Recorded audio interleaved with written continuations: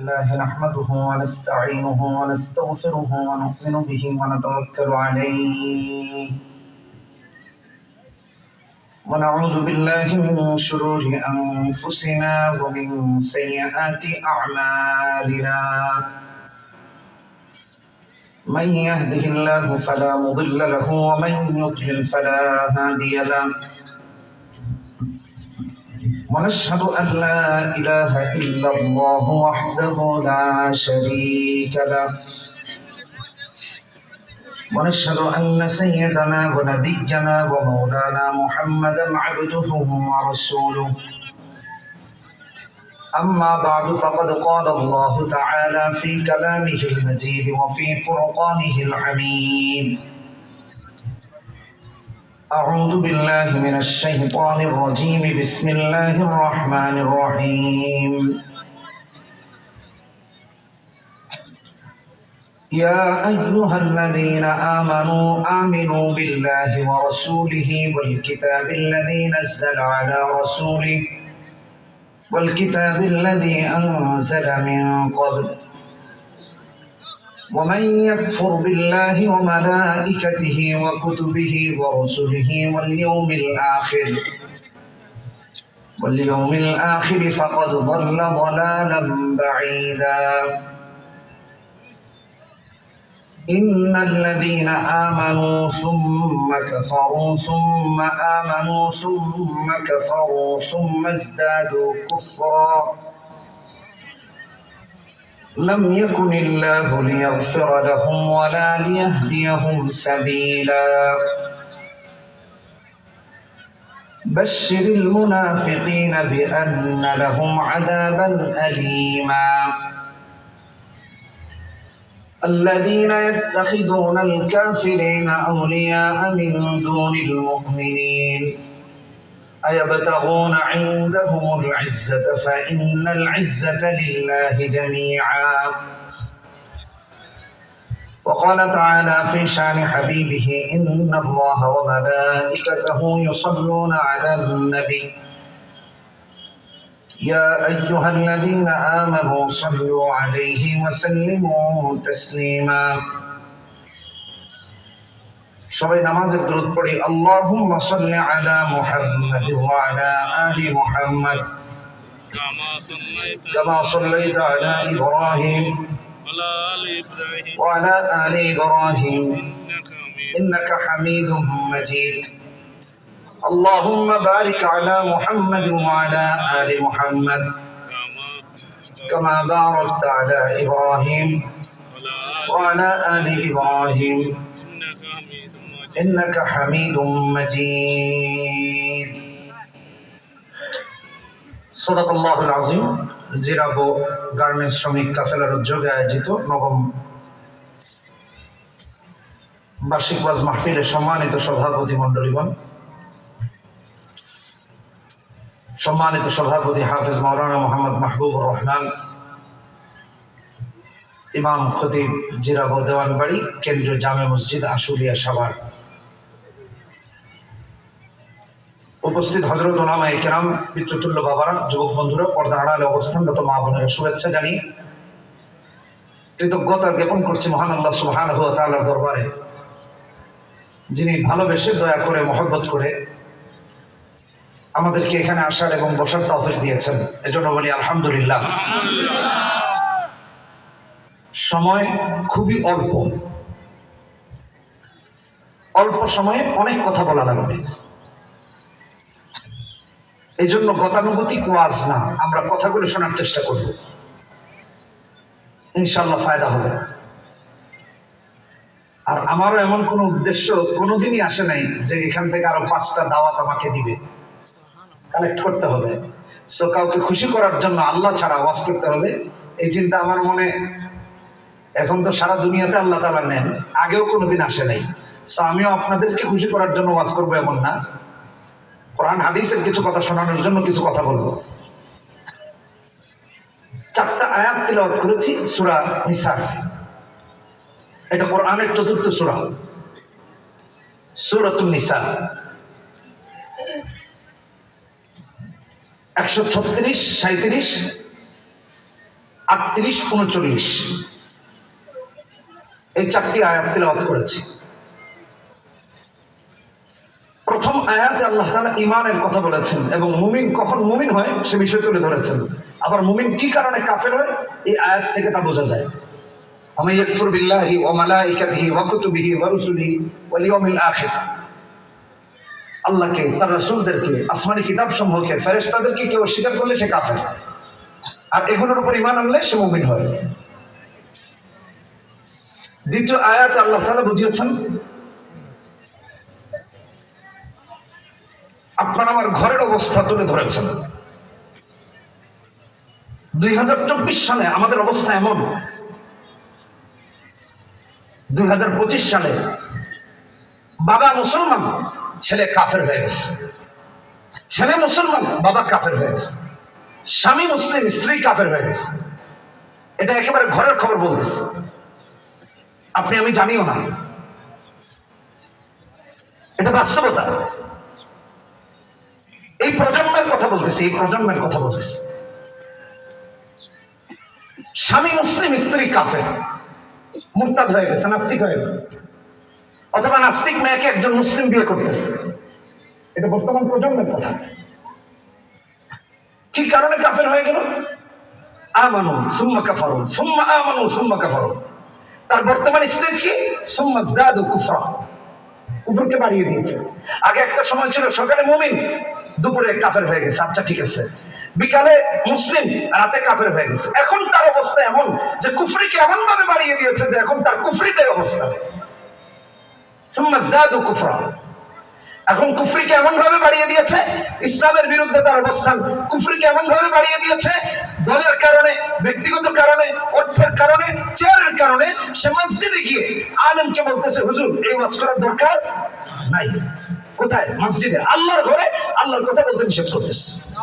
সুম্মা যাদু কুফরা। আমি একটা বললাম আর কি, এগুলো বললে তো শেষ হবে না।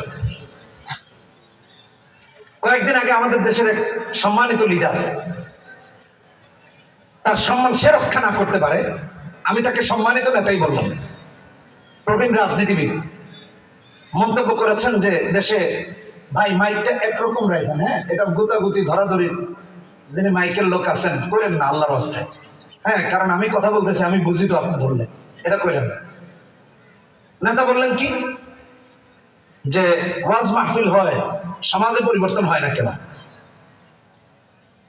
আমি তো দেখি সমাজে পরিবর্তন হয়, আমি দেখি, উনি দেখতে পাবেন। আমি তার এই বক্তব্যের নিচে একটা কমেন্ট করেছি আর কি, লিখেছি যে শরীয়ত আইন নাই তাই অপরাধ কমে না, আইন নাই তাই অপরাধ কমে না।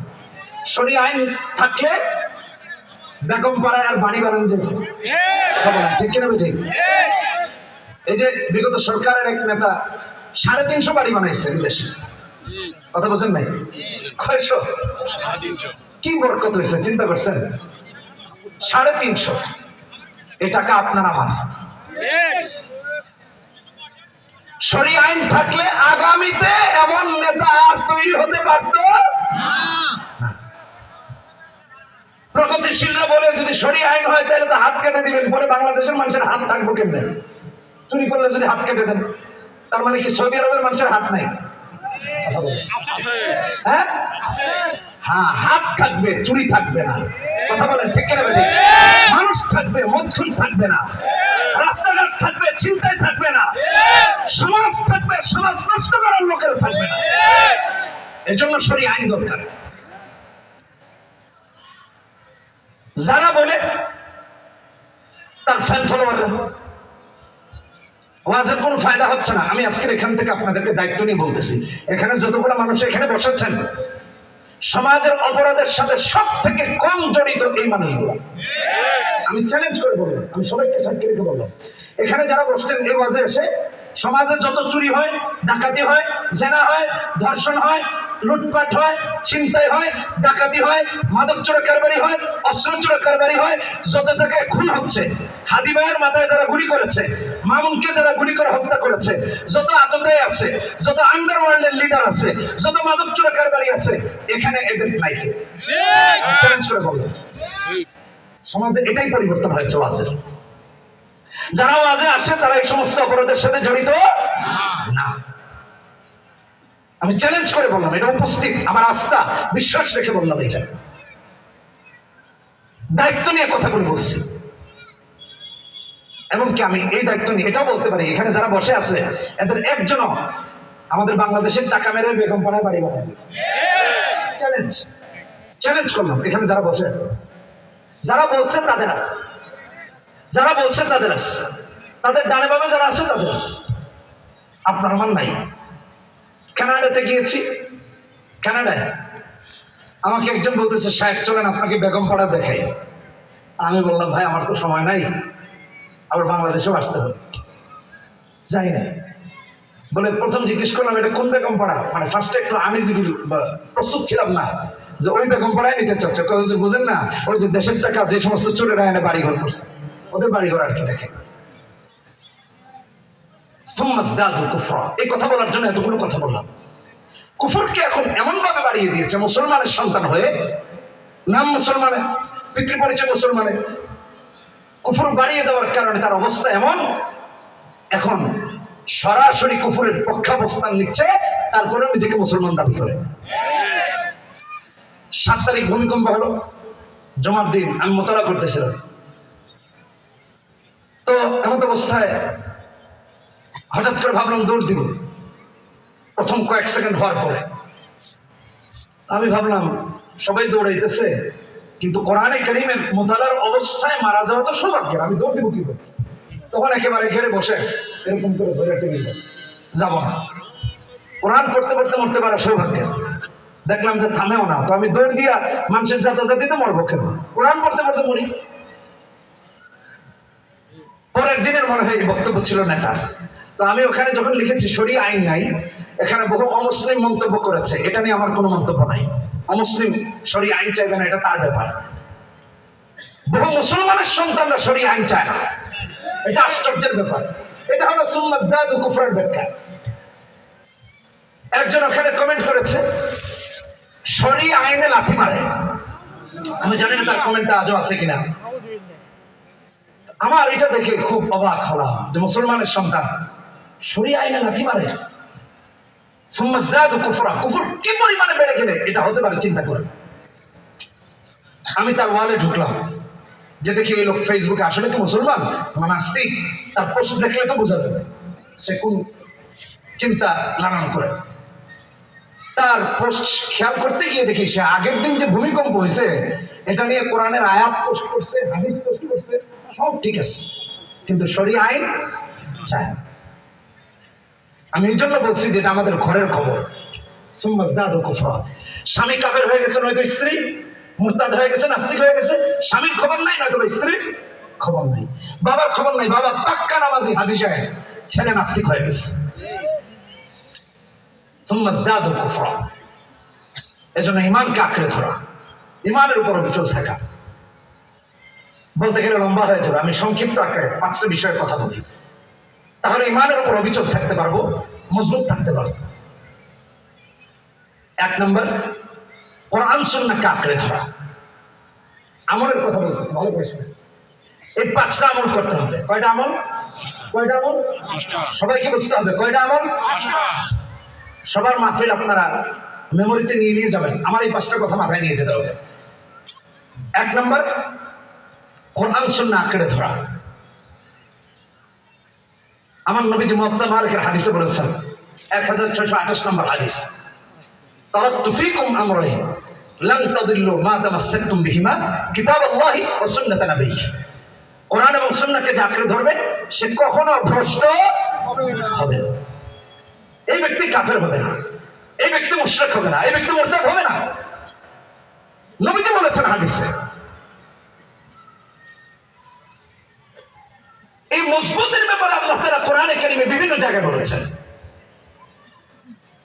কোরআনে কারীম করে দেখেন, আল্লাহ রাব্বুল আলামিন সূরা হামিম আস-সাজদা 30 নম্বর আয়াতে বলতে গিয়ে বলেছেন, ইন্নাল্লাযীনা ক্বালু রাব্বুনা আল্লাহ সুম্মা ইসতাকামু তাতানাজ্জালু আলাইহিমুল মালায়েকা মালায়েকা আল্লা তাখাফু ওয়া লা তাহজানু ওয়া আবশিরু বিল জান্নাতি আল্লাতী কুনতুম তুআদুন। জান্নাতের যে ওয়াদা আল্লাহ করেছেন তার সুসংবাদ দিয়েছেন ওই বান্দা বান্দীদের জন্য যারা বলেছে আল্লাহই আমার রব, রবই আমার সব, এর উপর ইস্তেকামত থেকেছে। অর্থ তাকে তার রবের থেকে দূরে সরাতে পারে নাই, ক্ষমতা তাকে তার রবের থেকে দূরে সরাতে পারে নাই।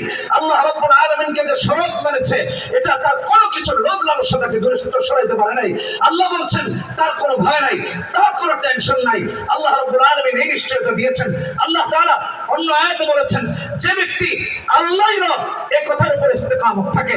আল্লাহ সূরা নিসা 175 নম্বর আয়াতে, সূরা আয়াতে আছে 176টি, 175 নম্বর আয়াতে বলেছেন ফাআম্মাল্লাযীনা আমানু বিল্লাহ ওয়াতাসামু বিহি ফাসায়াদখিলুহুম ফি রাহমাতিন মিনহু ওয়া ফাদলিহি ওয়া ইয়াহদিহিম ইলাইহি সিরাতান মুস্তাকিমা। আল্লাহ গ্যারান্টি দিচ্ছেন যে ব্যক্তি ঈমানের উপর ইস্তেকামত থেকেছে, ঈমানের উপর অটল থেকেছে, অবিচল থেকেছে, আল্লাহকেই রব মেনেছে, পদ কেনা, ক্ষমতা কেনা, চেয়ার কেনা, ব্যক্তিত্ব কেনা, অর্থ কেনা, সম্পদ কেনা, মানুষ কেনা, প্রভাব প্রতিপত্তি কেনা, আল্লাহকে রব মেনে রেখেছে, রব মেনে থেকেছে। আল্লাহ রাব্বুল আলামিন বলছেন আল্লাহ তাকে তার দয়া এবং অনুগ্রহে ঢুকাবেন। সবচেয়ে মজার বিষয় 5 ওয়াক্ত নামাজে দাঁড়িয়ে আমরা বলি ইহদিনাস সিরাতাল মুস্তাকিম। আল্লাহ 175 নম্বর আয়াতে সূরা নিসা বলছেন যে ব্যক্তি ঈমানের উপর ইস্তেকামত থাকবে আমি আল্লাহ তার সিরাতাল মুস্তাকিমের উপর পরিচালিত করব। শুধু তাই না, আল্লাহ তাআলা অন্য আয়াতে বলেছেন, কোরআনে হাকিম খুলে দেখেন, কোরআনে কারীম খুলে দেখেন, সূরা আহকাফ 13 নম্বর আয়াত 26 নম্বর পারা, ইন্নাল্লাযীনা ক্বালু রাব্বুনা আল্লাহ সুম্মা ইসতাকামু ফালা খাউফুন আলাইহিম ওয়ালা হুম ইয়াহজানুন। যে আল্লাহকে রব মেনে অবিচল থাকবে আল্লাহ বলছেন তার ভয় নাই, তার চিন্তাও নাই, তার টেনশনও নাই। আল্লাহ অন্য আয়াতে বলছেন ভাই আমার এখন তো আমরা বলি রাজনৈতিক স্লোগান দিয়ে মরে যাবো, হ্যাঁ রাজনৈতিক স্লোগান দিয়ে কবে যাবো। ওই ব্যক্তি তো প্রকাশ্য মরতা, ওই ব্যক্তি তো ঈমান নিয়ে মরতে চায় না, সে তার ব্যক্তিগত মতবাদ নিয়ে মরতে চায়, কোরআন নিয়ে মরতে চায় না, লা ইলাহা ইল্লাল্লাহ নিয়ে মরতে চায় না। আর আমার আল্লাহ বলেন যে ব্যক্তি ঈমানের উপর ইস্তেকামত থাকবে ইউসাব্বিতুল্লাহু আল্লাযীনা আমানু বিল কওলি সাবিতি ফিল হায়াতিদ দুনিয়া ওয়া ফিল আখিরাহ ওয়া ইউদিল্লুল্লাহু আয-যালিমিন ওয়া ইয়াফআলুল্লাহু মা ইয়াশা। সূরা ইব্রাহিম 27 নম্বর আয়াত, যে ব্যক্তি একনিষ্ঠ মুমিন হবে আল্লাহ তাআলা ঈমানের সাথে মৃত্যু দিবেন, হাসরে যখন উঠাবেন নাস্তিক মুরতাদ হিসেবে উঠাবেন না, ঈমানের সাথে উঠাবেন। সুবহানাল্লাহ। এই কথা যদি সুর দিয়ে কইতে যেতাম 1 ঘন্টার কাছাকাছি লাগে। অল্প সময় বেশি কথা শোনার জন্য এইভাবে বলছি। ঈমানের উপর ইস্তেকামত থাকা, দৃঢ় থাকা 1 নম্বর। কোরআন সুন্নাহ আঁকড়ে ধরা। নবীজি সাল্লাল্লাহু আলাইহি ওয়াসাল্লাম কেমন আঁকড়ে ধরেছেন? জুলুম হয় নাই নবীজির উপরে? হইছে। কথা বলেন না কেন? হইছে। নবীর উপর যদি জুলুম হয় নবীর ওয়ারিসদের উপর হবে না? বিগত 16 বছর হয়নি? হইছে। নির্দোষ আলেমদেরকে জেলখানায় মোবাইল চোর বানায় আটকে রাখছে, মানে কিচ্ছা মার্কা অভিযোগ। শয়তান দেখে করে এরা যে দেশে আছে আমার তো থাকার কোন দরকারই নেই। 16 বছর শয়তান ছিল না বাংলাদেশে, ওরাই শয়তানের আমার চেয়ে বড়, আমি থেকে কি বলি। শেখুল হাদিসদেরকে মিথ্যা অপবাদ দিয়ে জেলখানায় রেখেছে। এটা কিয়ামত পর্যন্ত চলবে, এটা কিয়ামত পর্যন্ত চলবে। নবীর উপর চলে নাই, চলছে তো। আল্লাহ কোরআনে বলেছেন না, সূরা আনফাল 30 নম্বর আয়াত, ওয়া ইদ ইয়ামকুরু বিকাল্লাযীনা কাফারু লিইউসবিতু আও ইয়াকতুলু আও ইউখরিজু ওয়া ইয়ামকুরুনা ওয়া ইয়ামকুরুল্লাহ। ওরা মনে করেন যে ষড়যন্ত্র করে, কিন্তু কৌশলী কে? আল্লাহ। আল্লাহ যখন টান দিবেন 16 বছরের ক্ষমতাও টিকতে পারে না, এটা বাস্তবতা। ওয়া ইয়ামকুরুনা ওয়া ইয়ামকুরুল্লাহ। আচ্ছা, নবীর উপর নির্যাতন হয়েছে, নিপীড়ন হয়েছে, শিয়াবে আবি তালেব নবীকে বন্দী করে রাখা হয়েছে। নবী কি 1 সেকেন্ডের জন্য বলছেন যে আবু জাহেল ঠিক আছে, আজ থেকে আমি উতবা শাইবা যারাই রাসূলকে কষ্ট দিত তাদেরকে বলছেন যে আমি লাত মানাত সাহাবাদের উপর ঈমান আনলাম? 1 সেকেন্ডের জন্য বলছেন? এটা মুমিনের কাজ না, এটা ইস্তেকামত, লা ইলাহা ইল্লাল্লাহ। এজন্য সূরা ইব্রাহিমের 27 নম্বর আয়াতের ব্যাখ্যায় মুফাসসিরিন কেরামগণ বলেন বিল কওলি সাবিত লা ইলাহা ইল্লাল্লাহ, লা ইলাহা ইল্লাল্লাহর উপর অবিচল থাকা।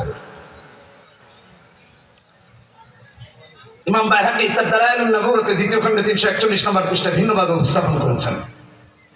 নবীজি কালেমার দাওয়াত দিয়েছেন, ওরা নবীকে বলছে মারবে, হত্যা করবে, মক্কা থেকে বের করে দিবে। নবী 1 সেকেন্ডের জন্য বিচলিত হন নাই, বরং বলেছেন আমার 1 হাতে চাঁদ আরেক হাতে সূর্য রাখাটা যে কষ্টের, এর চেয়েও বেশি হলো আমার 1 সেকেন্ডের জন্য কালেমা ছাড়ার সুযোগ নাই। ইসলামের দাওয়াত বন্ধ করার কোন সুযোগ নাই। এই জন্য ইমানের উপর ইস্তেকামত থাকা, কোরআন সুন্নাহকে আঁকড়ে ধরা, এটাই ইমানের উপর ইস্তেকামত থাকা। আল্লাহু আকবার। আবু তালেব নবীজির অভিযোগ থাকা এবং নবীকে সাহায্য করার জন্য কি বলেছিলেন? লা ইয়াসিলু ইলাইকা বিজামআইহি হাত্তা উওয়াসসাদা ফি তুরাবি দাফিনা। মুহাম্মদ কালেমার দাওয়াত দাও। আল্লাহর নামে কসম করে বলেছেন, ওয়াল্লাহি লা ইয়াসিলু ইলাইকা বিজামআইহি, আমি যতদিন বেঁচে আছি ওরা সবাই মিলে তুমি মুহাম্মাদের কোনো ক্ষতি করতে পারবে না। একজন আবু তালেব কাফের হয়ে মুহাম্মদ সাল্লাল্লাহু আলাইহি ওয়াসাল্লামকে প্রোটেক্ট করেছেন, আর আজকে মুসলমানের না, মুসলমানের সন্তান হয়ে ইসলাম চায়। আবু তালেবের চেয়ে কত জঘন্য চিন্তা করে দেখেন। লম্বা করতে চাচ্ছি না, তাই সামনের দিকে যাই। নবীজি কেমন অবিচল ছিলেন? নামাজে দাঁড়িয়েছেন, বুখারী হাদিস 240 নম্বর হাদিস। আব্দুল্লাহ ইবনে মাসউদ রাদিয়াল্লাহু তাআলা আনহু হাদিসের বর্ণনাকারী। সালাতে দাঁড়িয়েছেন, নামাজে দাঁড়িয়েছেন, আল্লাহু আকবার, রুকুতে গিয়েছেন, সিজদায় গিয়েছেন। আবু জাহেল সাঙ্গপাঙ্গদেরকে বলে, এই তোমরা কে আসছো? মুহাম্মদ সালাত আদায় করছে, নামাজ আদায় করছে, তোমরা কে আসো এমন? মুহাম্মদ সাল্লাল্লাহু আলাইহি ওয়াসাল্লাম যখন সিজদায় যাবে, তার মাথায় ময়লা এনে রেখে দাও, যাতে করে মুহাম্মদ মাথা উঠাতে না পারে। নাউজুবিল্লাহ। নবীকে বিব্রত করা। বিগত 16 বছর আলেমদেরকে এভাবে কষ্ট দেওয়া হয়েছে, শুধু দ্বীনের উপর অবিচল থাকার কারণে। চাকরি ছাড়া থেকে নিয়ে, মিথ্যা মামলা দেওয়া থেকে নিয়ে, দেশ ছাড়া থেকে নিয়ে, এগুলো হয়েছে। আমার মসজিদে ডিবি গিয়ে হাজির, এনএসআই গিয়ে হাজির। আরে ভাই কি শুরু তো করলাম না, টাকা দিয়ে করলাম না, কথা কি হয়েছে? শেষ পর্যন্ত প্রায় বছরই তো মাহফিলের দাওয়াত আসে, তো যাবো যাবো আর যাওয়া হয় না। শেষে লন্ডনে চলে গেলাম, লন্ডনে চলে গিয়েছিলাম, ওখানে মাহফিলও করলাম, ওখান থেকে আমেরিকায় গিয়েছি। কিন্তু বিরক্ত হয়ে গেছে, শেখ চায় না, বাধ্য করা হয়েছে। এগুলো আলেমদের সাথে করা হয়েছে। কিসের অপরাধ ছিল? কোথাও তো চুরি করিনি, ডাকাতি করিনি, হ্যাঁ, জনগণের সম্পদ তো আত্মসাৎ করিনি। কি অপরাধ ছিল? অপরাধ ছিল কোরআন এবং সুন্নাহের কথাগুলো বলা এবং ইস্তেকামত থাকা। নবীজিও যখন লা ইলাহা ইল্লাল্লাহর উপর ইস্তেকামত, নবী সালাতে, নবী নামাজে, কয় মুহাম্মদ সাল্লাল্লাহু আলাইহি ওয়াসাল্লাম মাথার উপর কে না ময়লা দিতে পারবা? উকবা ইবনে আবি মুঈত, ইসলামের বড় দুশমন, কয় আবু জাহেল আমি পারবো। দৌড়ে গেছে, ডাস্টবিন থেকে উঠে নাড়ি ভরিয়ে এনে নবীজি যখন সিজদায়, নবীজির গর্দান মুবারকে রেখে দিচ্ছে। নাউজুবিল্লাহ। আমার ভাইরা বিশ্বনবী মাথা উঠাতে পারেন না। হযরত আব্দুল্লাহ ইবনে মাসউদ রাদিয়াল্লাহু তাআলা আনহু বলেন, আমি দেখি আমার কোনো কিছু করার ক্ষমতা নাই। ইসলামের দুর্দিন কলিজাটা ভেঙে চুরমার হয়ে যায়, মুহাম্মদুর রাসূলুল্লাহর জন্য কিছু করতে পারি না। পরিশেষে জান্নাতের যিনি সর্দারনি হবেন, হাদিসে যার কথা এসেছে, ওয়া ফাতিমাতু সাইয়্যিদাতু নিসাই আহলিল জান্নাহ, নবী কন্যা জান্নাতের সর্দারনি যখন দেখলেন আল্লাহর হাবিবকে এমন করে কষ্ট দেওয়া হচ্ছে, দৌড়ে গিয়েছেন, পিতার গর্দান থেকে উটের নাড়িভুড়িগুলো সরিয়ে দিয়েছেন। নবীজি মাথা উঠিয়েছেন, একবার না, দুইবার না, ওই সমস্ত দুশমনদের বিরুদ্ধে আল্লাহর কাছে নবীজি 3 বার অভিশাপ করেছেন। কয়বার? জোরে বলেন, কয়বার? ওদের সবগুলোর মৃত্যু হয়েছে লাঞ্ছনা, অপমানে, অসম্মানে। আমিও বলি, নমরুদ থেকে, ফেরাউন থেকে, সাদ্দাত থেকে, কারুন থেকে এবং বিগত 16 বছরের শক্তিশালী ক্ষমতাধর ফ্যাসিস্টদের থেকে শিক্ষা নিই। যারা আলেমদের উপর নির্যাতন করেছে, নিপীড়ন করেছে, জেলখানায় রেখেছে, আলেমদের চোখের পানি পড়েছে, চোখের পানি যখন আল্লাহর আরশে পৌঁছেছে, ওদের মস্তক টিকাতে পারে নাই। আমিও বলি, সামনে যারা তাদের মতো হবে, তাদের মস্তক টিকানো যাবে না।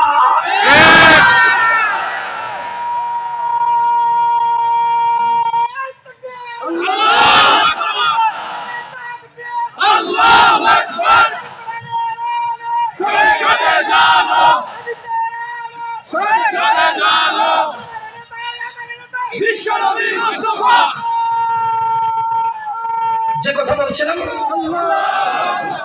মুহাম্মদ সাল্লাল্লাহু আলাইহি ওয়াসাল্লাম কি নামাজ পড়া বাদ দিয়ে দিয়েছেন? কষ্ট দেওয়া হয়নি?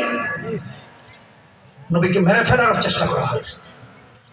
3856 নম্বর হাদিসে বুখারীতে আসছে রাসূল নামাজে উকবা ইবনে আবি মুঈত এসে পেছন থেকে রাসূলুল্লাহ সাল্লাল্লাহু আলাইহি ওয়াসাল্লামের গলা মুবারকে চাদর টেনে ধরেছে। নবীজির চেহারা মুবারক লাল হয়ে গেছে। নামাজ বাদ দিয়ে দিয়েছে? ইসলাম ছেড়ে দিয়েছেন? দৃঢ় থেকেছেন, দৃঢ় থেকেছেন। আজকে আমার সমস্ত ভাইদের কাছে প্রথম আমলের বিষয় কোরআন সুন্নাহ আঁকড়ে ধরা। পৃথিবী যেদিকে যায় যাবে, কিন্তু কোরআন সুন্নাহকে ছাড়ার কোনো সুযোগ নাই।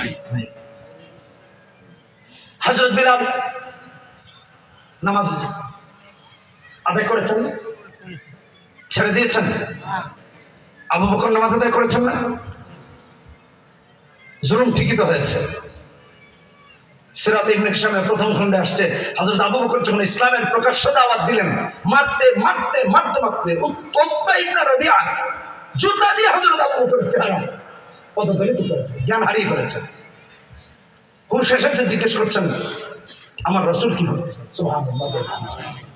এক সেকেন্ডের জন্য রাসূলকে ভুলেন নাই? আপনি আমি কেমনে ভুলে যাই? কি করে নবীজিকে ভুলে যাই? যুবক ভাইরা, ইমানকে মজবুত করা, কোরআন সুন্নাহকে আঁকড়ে ধরা, এটা প্রথম আজকে আমল। আসেন 2 নম্বর, আল্লাহর কাছে বেশি বেশি করে দোয়া করা, অহংকারী না হওয়া। এটা আমাদের মারাত্মক এক সমস্যা, অহংকারী হয়ে ওঠা। যারা দেখবেন এই সমস্ত কথা বলে ওরা কখনো আল্লাহকে বিশ্বাসই করে না। ইসলামের বিরুদ্ধে যারা কথা বলে আসলে ওরা আন্তরিকভাবে আল্লাহকে বিশ্বাসই করে।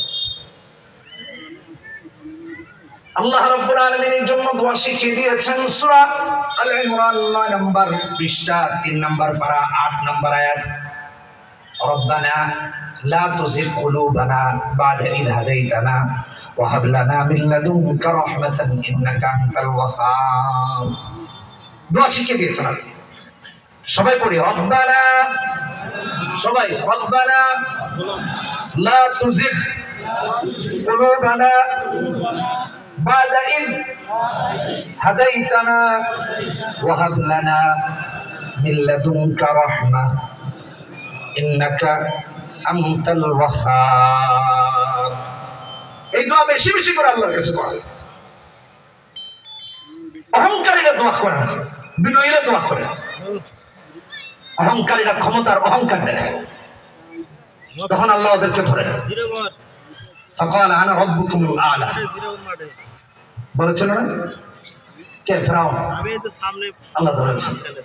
সময় শেষ, ক্ষমতার 5 বছর শেষ হয়ে গেছে। ফাআখাযাহুল্লাহু নাকালা আখিরাতি ওয়াল উলা ইন্না ফি যালিকা লা'iবরাতান লিমান ইয়াখশা। কোথায় আমাদের এই গ্রন্থ, কোথায় কি গেল? এজন্য নবীজি সব সময় দোয়া করতেন। ভালো করে শুনেন। আরেকটা আমল, 2 নম্বর আল্লাহর কাছে দোয়া করা। প্রথম বলেছিলাম কোরআন সুন্নাহ আঁকড়ে ধরা, 2 নম্বর বলেছি আল্লাহর কাছে দোয়া করা। নবী সব সময় দোয়া করতেন।